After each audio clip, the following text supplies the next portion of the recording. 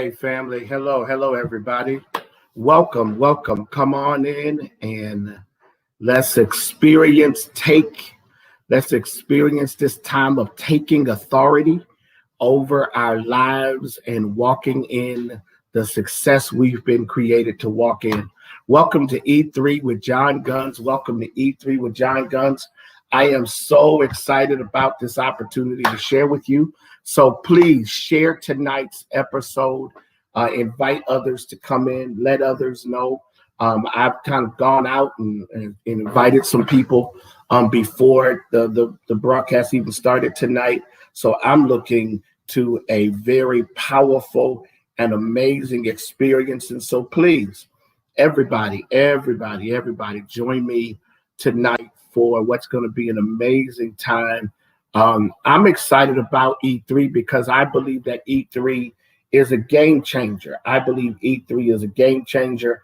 I believe that anyone who experiences the teaching of E3 will never be the same again. And so I want you to join me and invite others to come on, and let's be blessed and encouraged.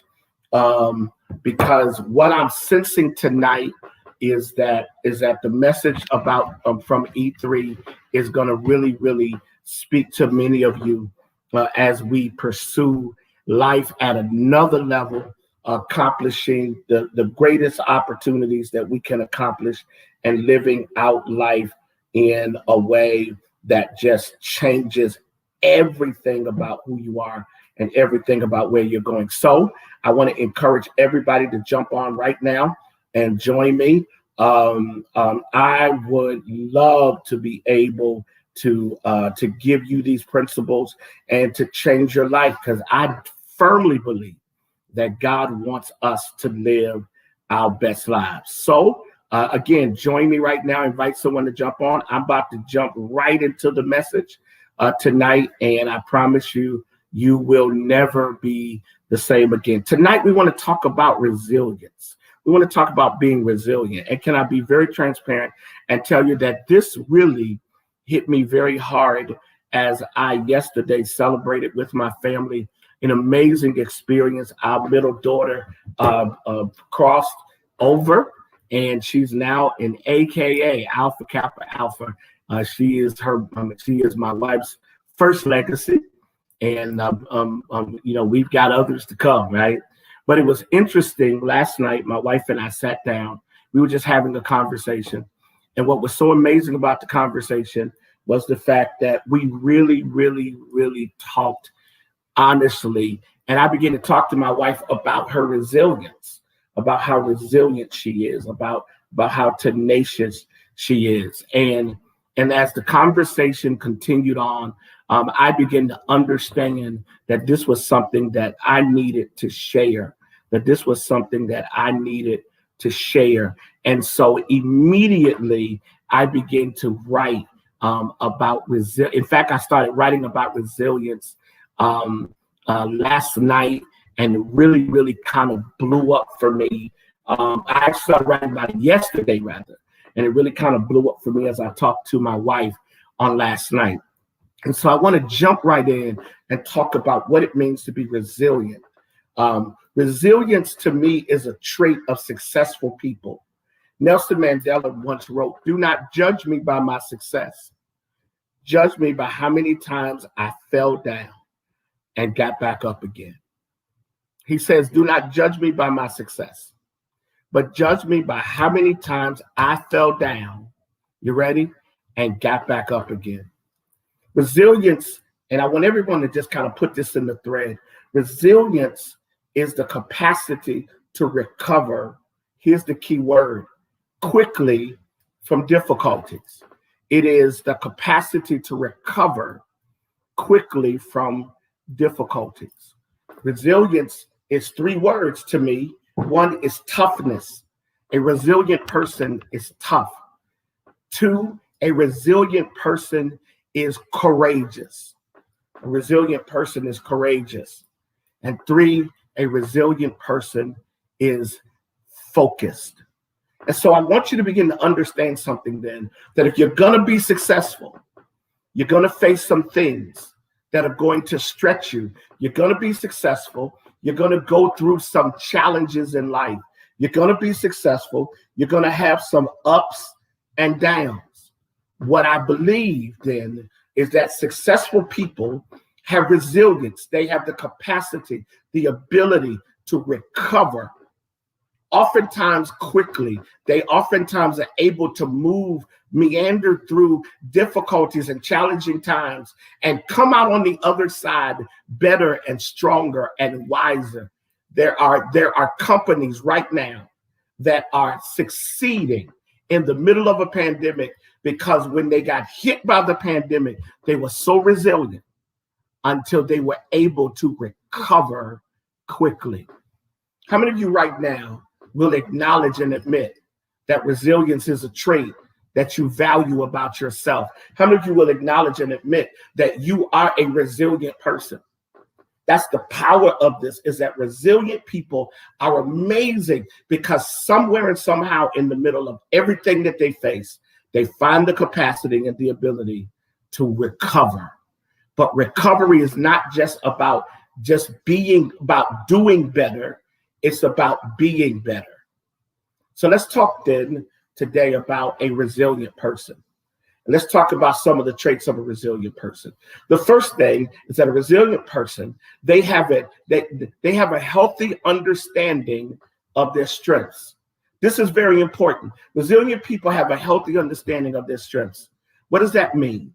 It means that self-awareness is a valuable part of their sense of identity. Self-awareness is a valuable part of their sense of identity.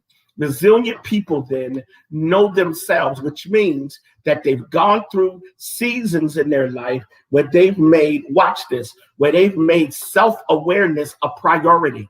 I want to suggest to you that you cannot survive tough times if you don't know who you are. You cannot survive challenging times if you don't know who you are, if you don't know what your strengths are. And this is so important because self-awareness should lead to self-confidence. I do not want you to hear self-confidence as a negative. I want you to hear self-confidence as the confidence that you have in who God has created you to be, and you have the courage to actively, purposefully promote who you are, understanding that who you are is a valuable part of the world. You then also understand that self-awareness leads you to the ability to manage the relationships. And we'll come back to that in a moment. So when we talk about self-awareness, we're really talking about knowing who you are so that you can live out the unique purpose that you've been created to live out.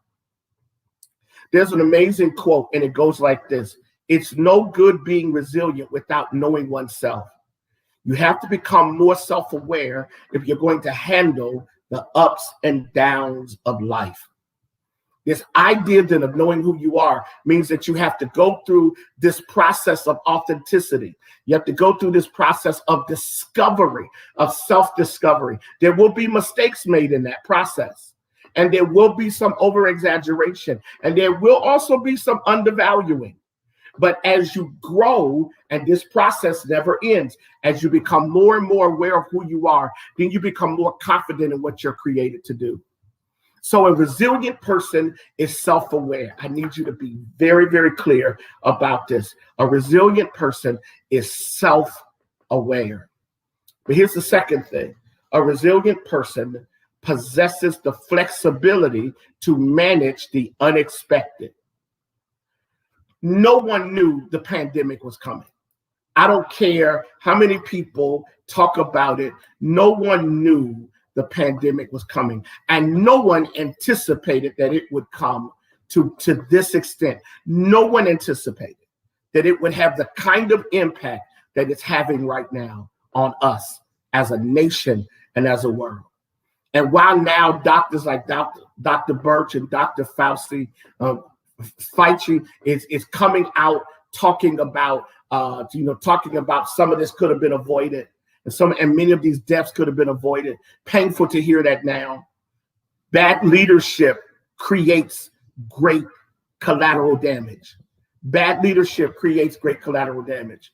Well, reality is that none of us thought that this would happen. All of you who've lost loved ones, you didn't expect that a virus would take out family members and would alter your life the way it has.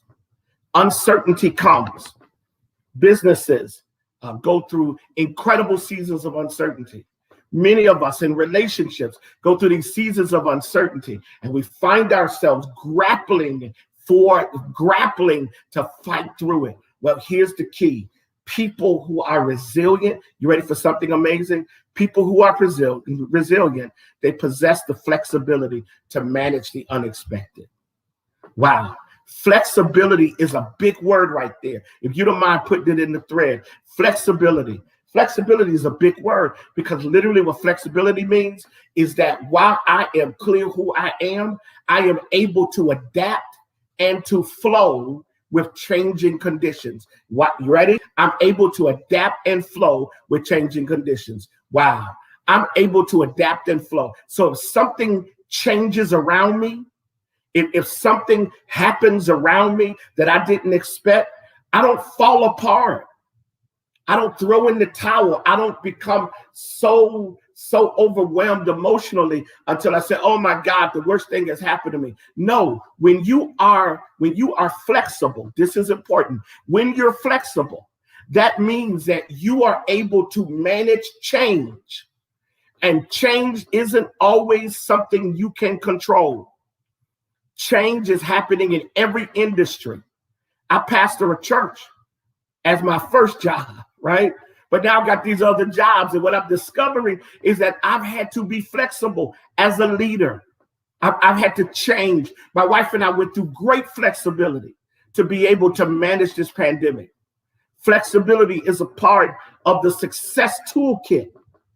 For those of you who understand the power of flexibility, what you understand is that there's nothing you will face that you can't adapt to and then evolve out of it to the point that you're stronger because of it. I want to suggest then that there are three things tied to flexibility and tied to managing the unexpected.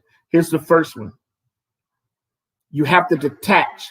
You have to detect, D-E-T-E-C-T. You have to detect the opportunities in the uncertainty. Man, this is so big. As I was scripting this, man, I got excited because I've seen this in my own life now. You have to detect opportunities in the uncertainty. I'm presently doing this thing called Seminary on Sunday, right? It's for preachers all over the country. It came out of the uncertainty of the pandemic.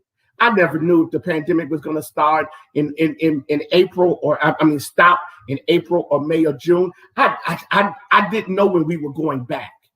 Our churches is preparing to go back this Sunday on Easter with the major Park and Praise service. And then the second Sunday, we're going to do our in-person services, right? Small group of people, but we're going to now begin to open up. I didn't expect for there to be a year of this. I wasn't prepared for a year of it, so I had to adapt. Well, I begin to detect opportunities in the uncertainty.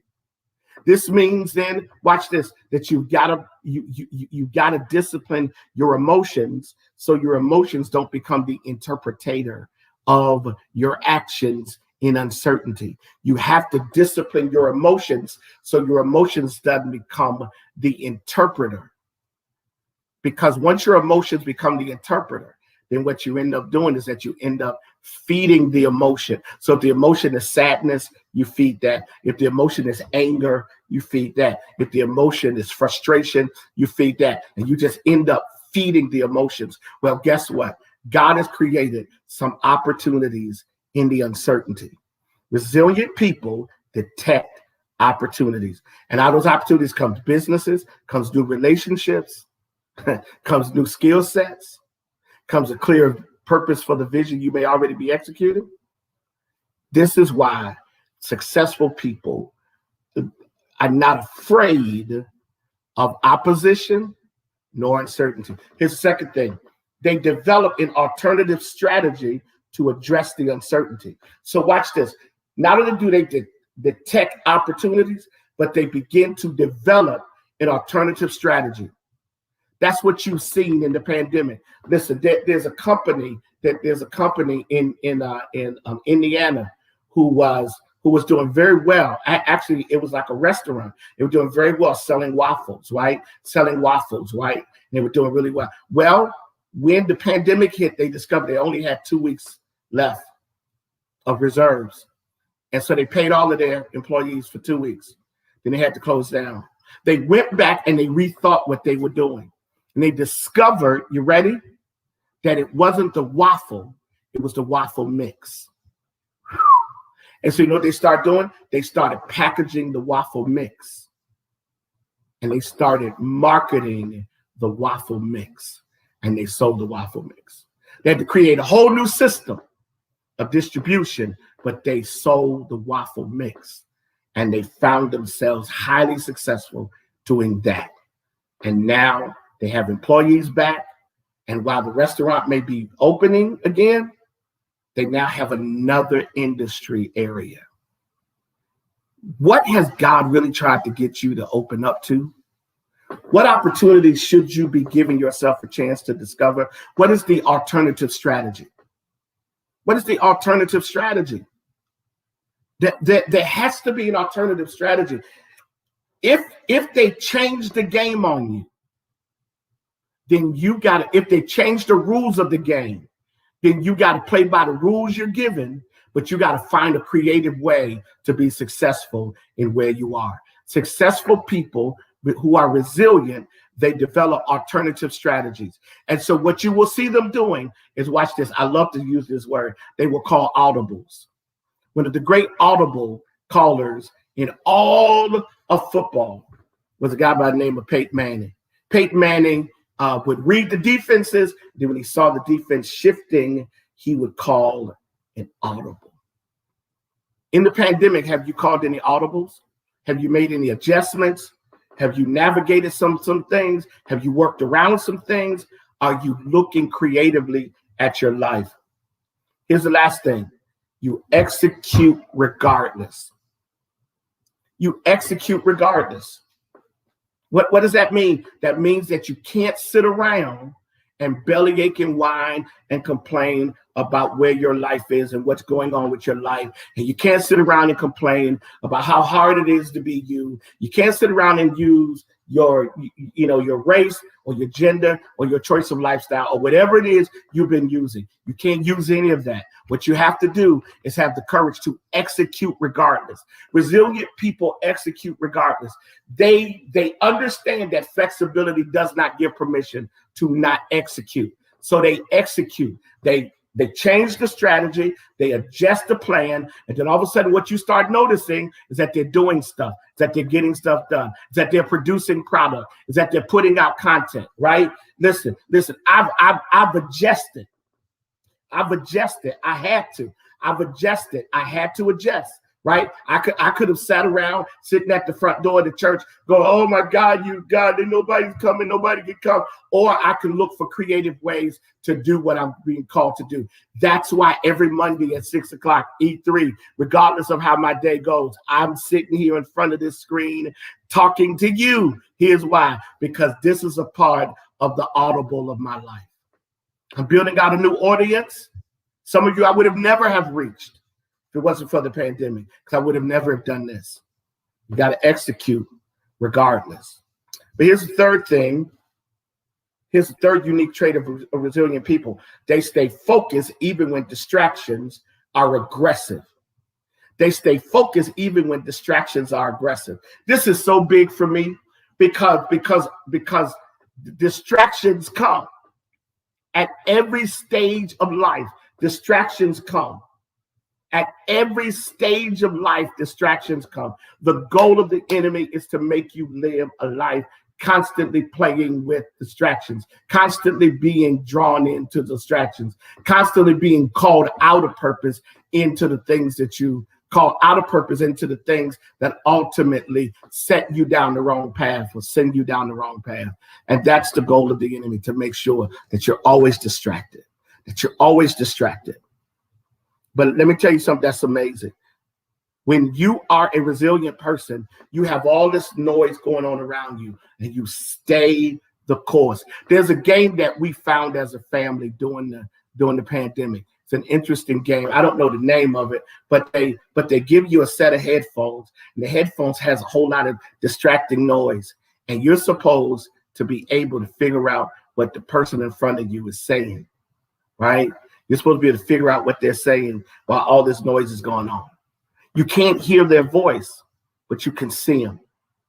Focused people are able to see what's in front of me, even when all the noise is around me, right? See what's in front of me. So here's two things you got to do. One, you got to keep the noise from outside, from inside you. You got to keep the noise from inside you, because once the noise gets inside, it doesn't really matter what efforts are made outside to focus you. Once you start thinking a certain way and start living a certain way, and once you start speaking a certain way, and that noise becomes a part of the optical structure of your existence, then what you end up with, you end up mismanaging this. So let me give you a wonderful quote by Maya Angelou. I can be changed by what happens to me, but I refuse to be reduced by it. Oh, I love that. I can be changed by what happens, but I refuse to be reduced by it. Meaning that I'm not going to lose my focus just because I'm going through this, and I'm not going to be smaller when this is over. I'm not going to be worse. I'm not going to be more damaged. I'm not going to be more angry. I'm not going to be less of anything. When this is over with, I'm coming out of it bigger and stronger and wiser and greater. I want to give you two words then tied to staying focused. The first word is acceptance. I want to call you to be a person who learns that there's just certain things you got to accept. Certain people, that's just who they are. It doesn't matter how much you try to change them. Doesn't matter how much you try to do to help them. Doesn't matter how much you talk until you blue in the face. That is who they are. That is who they're going to be. There are certain conditions and situations. It is what it is. It's not going to change. We can't take anything back that's happened the last year. We can't reverse any of it.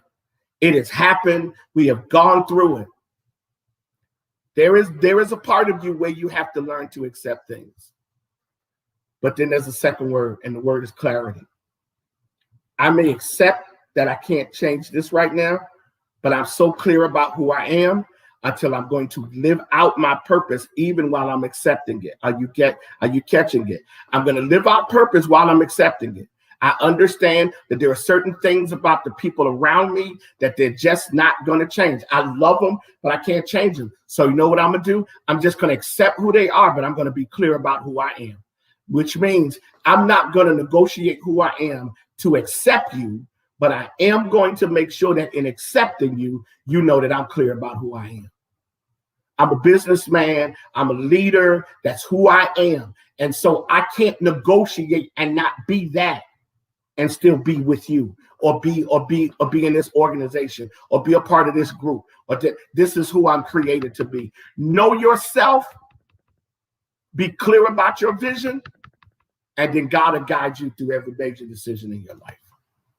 It's so important that you balance acceptance with clarity. Number 4, resilient people. You will like this, Tiffany. Resilient people guard relationships that are needed for their sustained success. One of the things that I know for sure is that my sustained success is tied to my wife. It is. My sustained success is tied to my wife. That's the relationship I got to protect. I believe that wise people know what relationships to protect, and they know what relationships are expendable. I believe that there are people who are part of your team, and you need them to stay on your team. And so watch this. So this is going to sound really deep. It's going to almost sound like a contradiction, but I'm going to take you to the next level. And so you know where you need to grow to protect the relationship. There was a day when my relationship with my wife, it was never in jeopardy. Well, maybe early on when we were dating and engaged. But there were some things about me that could have damaged the relationship. And I've been working on changing them. Get this. I'm clear about who I am. And I'm even clear about what needs to change. A part of my clarity of who I am is clarity as to what needs to change. Some relationships you have to change for. Some relationships you have to adjust so that the person in the relationship can be fulfilled. Because here's what you don't want. You don't want to be a one. Because watch this. Relationship math is multiplication. 1 times 0 equals 0. Don't miss this. 1 times 0 equals 0. If you are a 1, but you connect to a 0, eventually they're going to neutralize your 1, because you're going to be so busy trying to help them until you're going to lose you. But people who are wise are people who know how to, you ready? Who know what to do when they deal with zeros. Because some zeros you can't save. And some zeros are only zeros because they've never meant a 1 before. You put them in the right relationship atmosphere, you will be amazed at who they become. Resilient people understand the power of relationships, and they guard them, and they protect them, and they live wisely. Ben Stein has a quote, and I use it almost every week now, and it's an amazing quote. Personal relationships are the fertile soil from which all advancement, all success, and all achievement in real life grows. Personal relationships are the fertile soil from which all advancement, all success, all achievement in real life grows. Ben Stein. I love this quote, and here's why I love this quote. Because this quote is a quote that speaks to the power of relationships. To be very, very transparent with you, I am not the man I am without relationships. I'm presently walking in an opportunity right now that's purely the result of relationships. Purely the result. And every business idea I have right now, I can attach it to some relationship. Right now, I've got 11 businesses that are presently being developed. They are either developed or developing. All 11 of them, I've identified somebody who's on my team or somebody whose team I'm on. If you watch this, one of the goals of the enemy is to make you a terrible relationship. Wow.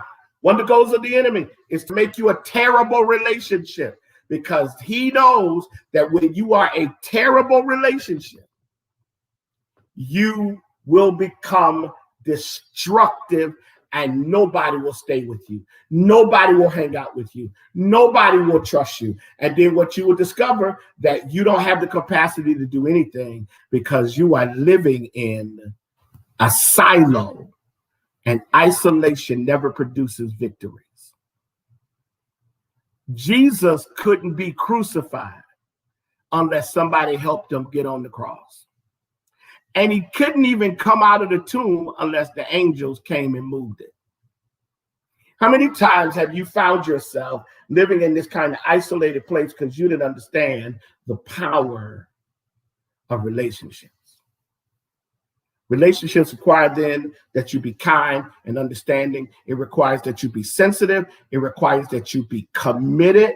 Wow, I'm having major fun tonight. And it requires that you trust. Woo, big word. Everybody put in the thread, trust. That you trust someone else. No dream or vision gets done if you don't trust someone else. You got to trust. Yes, you got to build out relationships of trust. You got to build out relationships of trust. Something amazing happens when you build these relationships out. And in Ecclesiastes, it talks about that there are these two different cords, and when they bind together, they can't be torn asunder. You want to know why? Because a 3 cord is so much stronger than a 2. Let me encourage you. God has given you all the relationships you need to be successful. You just got to nurture them. And then you got to do something. And y'all are putting it in the thread. You got to trust them. You got to trust them. You got to trust them. Right? You got to trust them. Number 5. And I hope this is helping you. Number 5. If it's helping you, just kind of put in the thread, thank you, or you're helping me or something, right? Right? I'm loving this time with you. Watch this, number 5. Watch this. Resilient people possess the ability to manage now while preparing for tomorrow. Resilient people possess the ability, again, I've used this word twice, manage, right? Manage. I've used this word twice, manage, right? Resilient people have the ability to manage right now. Listen, I'm in right now. It is 6:31. I am presently in my house. I'm in my right now, right? But I'm also in the now of having to manage, family and ministry and all these businesses. And I'm managing now, but I'm doing it for the sake of the future. When you understand the power of your future, then you understand the power of your now. One of the great, and I'm using more biblical references tonight than I have in previous times. But there's this wonderful, wonderful, wonderful story about the three stewards, and it's amazing. The owner gives these men some talents, and he says, "Go do something with them." He says, "Do something with them right now." Right? Do something with them right now.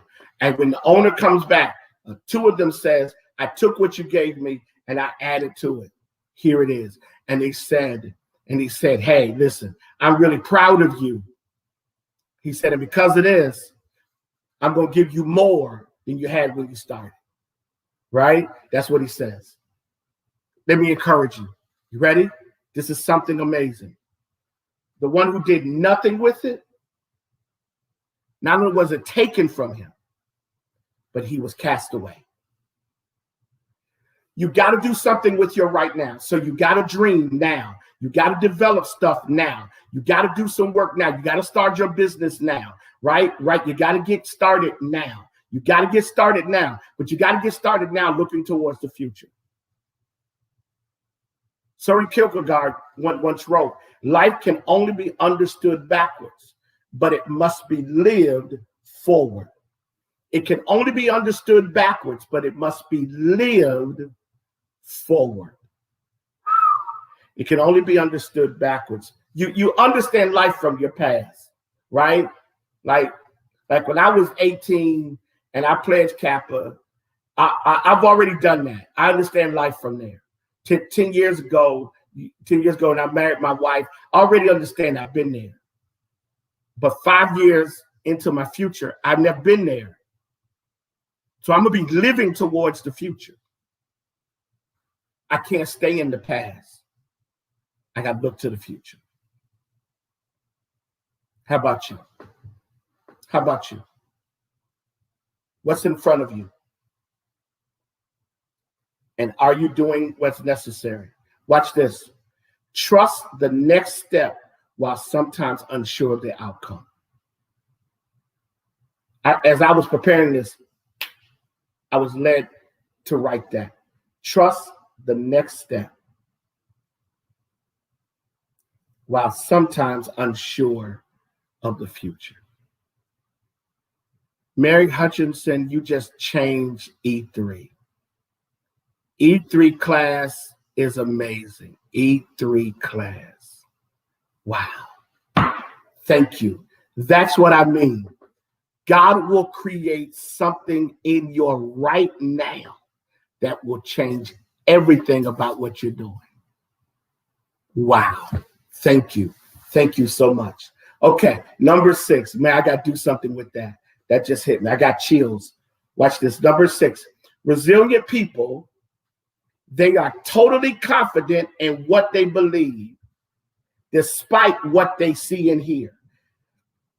Here's one of the things I love about resilient people. Their confidence is never shaken. Their confidence is never shaken. Their confidence is never shaken. The amazing thing about a resilient person, and listen, I use a lot of athletic, things. I use a lot of, sports analogies. And one of the things that I love, thank you so much, man. You guys are encouraging me tonight. One of the things I love, I love this. I love sports analogies. And one of the things that I love is to see a team that won't quit. It's to see a team that won't quit. Man, there's something awesome when you see a team that won't quit. Right now we're looking at the NCAA basketball tournament, right? And it's the most amazing thing because Arkansas, the Arkansas Razorbacks, they've been double-digit behind Osborne every game for the last 4 or 5 games, every game in the tournament.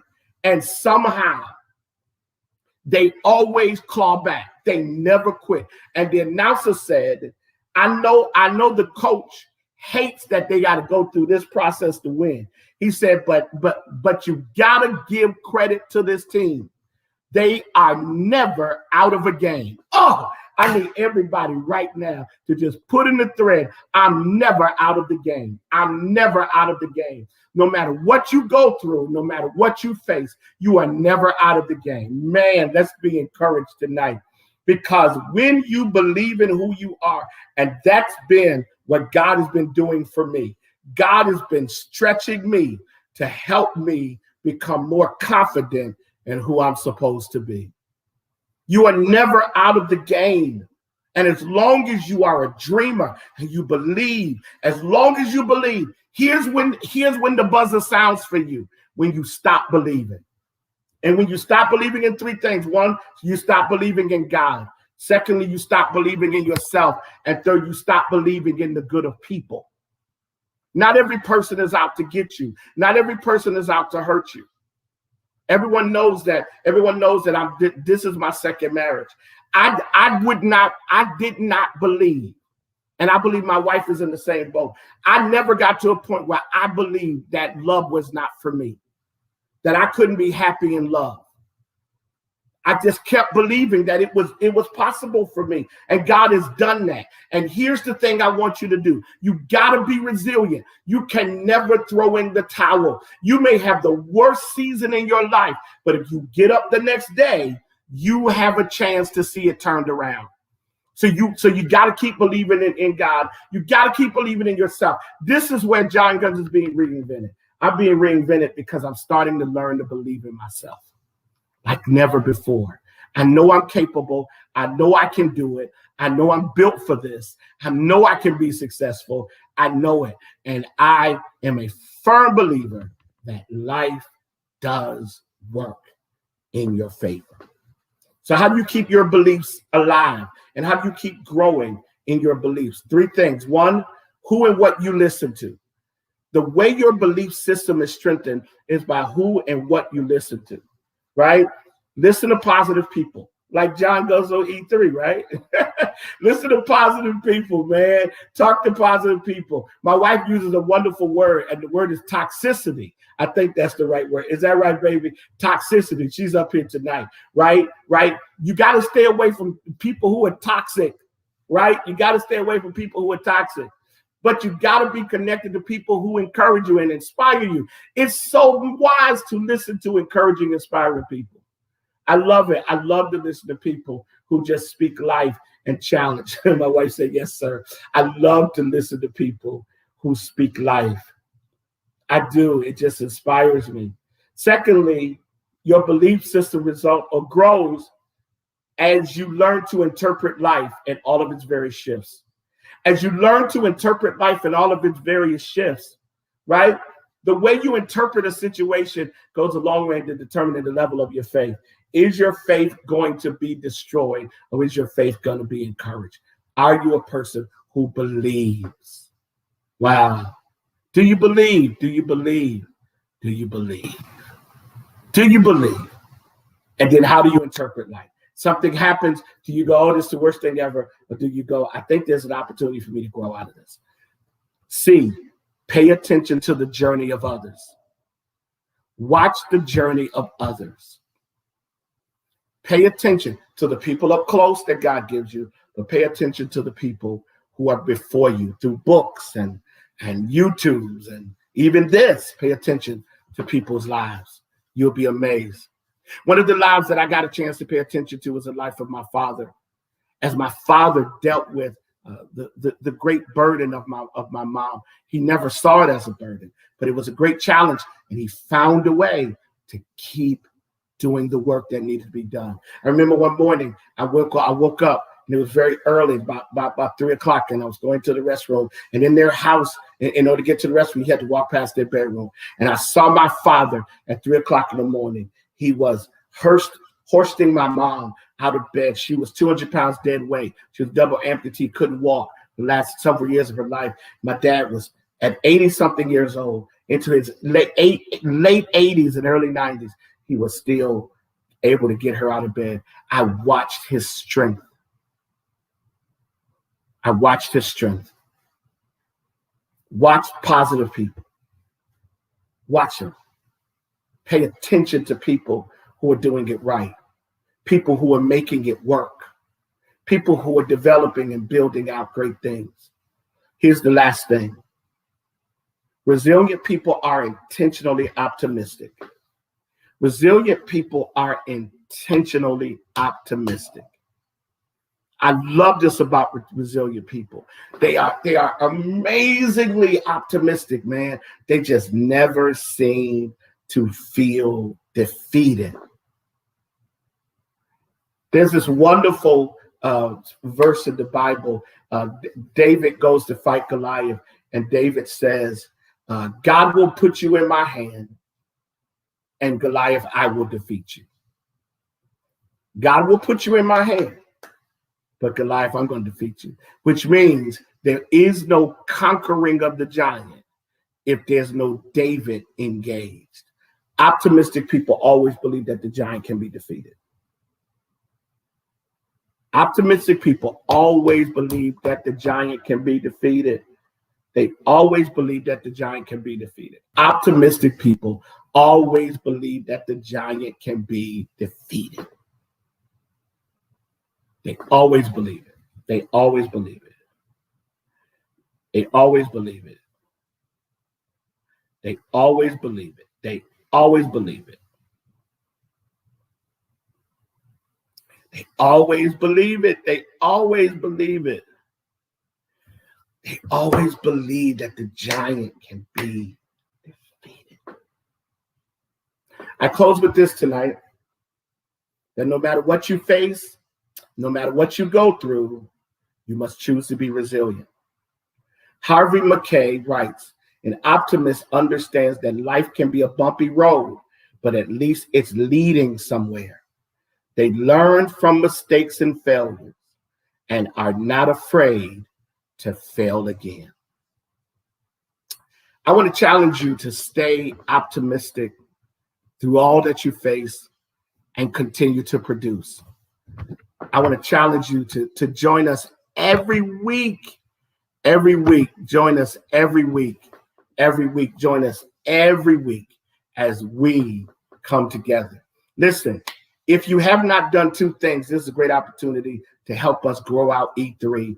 E3 is an amazing experience, and it's a great opportunity for you to help us do this. So one, if you have not joined our E3 family text every Monday through Friday, go right now to E3.